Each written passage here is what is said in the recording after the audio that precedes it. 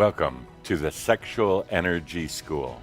I'm Jeffrey Hoppe, channeler for Tobias and for Adamus Saint-Germain. I'm here with my beautiful dear wife, Linda, for this really truly amazing event. It is truly heart-touching to be a part of this. Sexual Energy School is truly one of the core classes for the Crimson Circle. It has to do with energy management, and it has to do with energy feeding, something I think nearly everyone has experienced. We've just seen the difference that it's made in people's lives. It's very transformational. Linda likes to say that you'll never see life the same again after going through SES. There's something that we're going to be talking about for the next few days, something that dear Tobias was quite an expert on and still is. And as Sam will come back to this world to teach new levels of understanding. It's called the sexual energy virus. SEV, the sexual energy virus. It's everywhere. Sexual energy virus is essentially an imbalance between masculine and feminine energies. Masculine and feminine energies are the most focused point of duality. In other words, duality is most easily shown in the masculine-feminine separation, not just in this reality on this planet, but through the cosmos. The energy of physical and psychic abuse is a virus. One moment, it will come in as hate and anger. And when you get too close to discovering it, it will change itself into temporary love. Sugar love, I call it, because it is not real. It will cause you to feel guilty. It will cause you to feel shame, and you won't be able to put your finger on it. It will tell you that you are not worthy. It loves when you feel alone. It loves when you're introverted, and it gets you into that melancholy kind of place. And it causes you in your mind to say things like, I'm really a loner. I'm really not part of groups. I'm really my own person. But look at your life. Who to blame? Who to blame? Your parents? For your childhood? For the lack of attention? For the abuse? Your environment that you grew up in, the culture that you grew up in, the church, whatever it happens to be. Who to blame for everything that's gone wrong? Humans love to do that. It's kind of an odd proposition because they love to blame others and they love to beat up on themselves. The interesting thing is, nobody, absolutely nobody. There's no blame in it. You had a lot of experiences, yes. Some that were difficult, painful, traumatic, yes, but you're not a victim.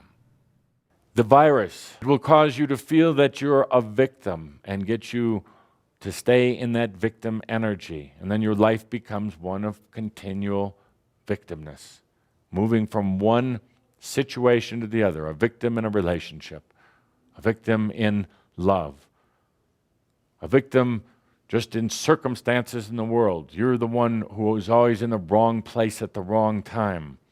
You're the one whose parade is always being rained on. It loves that victim energy and will keep you in that.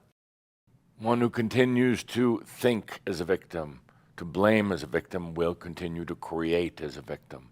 In other words, more crap, more hardship. There's such an illusion in this world right now. Everybody buys into it. It's a thing called power. Nobody questions power. Do you know that there is no such thing as power? Power is simply seduction, energy stealing. People who don't believe they have power, people who are afraid of power, are also playing right into the power game. It's an illusion. We're going to talk about very simple things you can do for yourself. so that you can clear yourself of this virus. You no longer pass it on to your children, to people that you work with, to people that you love, and to people who you are teaching. When one person clears this energy, it changes the future, because the future is the past healed. In Atlantis, there was a group of us who worked together in a place called the Temples of Tien. And we were working with energy. We were able to bring these energies together of masculine and feminine and create and sustain a level of what you would call the physical orgasm. And this level of ecstasy, orgasm, could be held for days or even weeks of time. It would allow us to shape-shift our own bodies and appear in simultaneous places. We were able to literally use this energy, the divine energy of the masculine and feminine, to alter our dimensional reality so that you become invisible. This was all made possible by these sacred energies of a balanced sexual nature. You're going to find that one of the beautiful, wonderful benefits of Aliyah is more energy every day. Others will find it very difficult to consciously or subconsciously steal your energies. You're going to have an energy flow that goes throughout your entire body that also restores some youthfulness. It's going to start in your face and in your eyes, and then it's going to go into your entire body. Your eating habits change, and the way that your body takes in the energy of food and assimilates it, processes it, changes. In other words, you won't have this continual struggle with your weight. Your responsibility, a simple one: loving yourself. Loving yourself. It is such a simple concept, such an easy thing to do, but yet it's the thing that humans resist most. Why is it so difficult? Why do you run into challenges with something like Aliyah? Why do you run into difficulty with abundance and things in your life? Self-worth. Isn't it just time for accepting your own self-worth? You're already there. You're already in that state of enlightenment. You forget about it. You slip back into the human consciousness, but you're already there.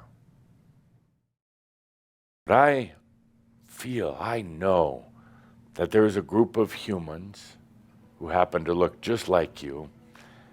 We're going to learn in this lifetime how to release the sexual energy virus, how to love themselves, and how to live a powerless, free life.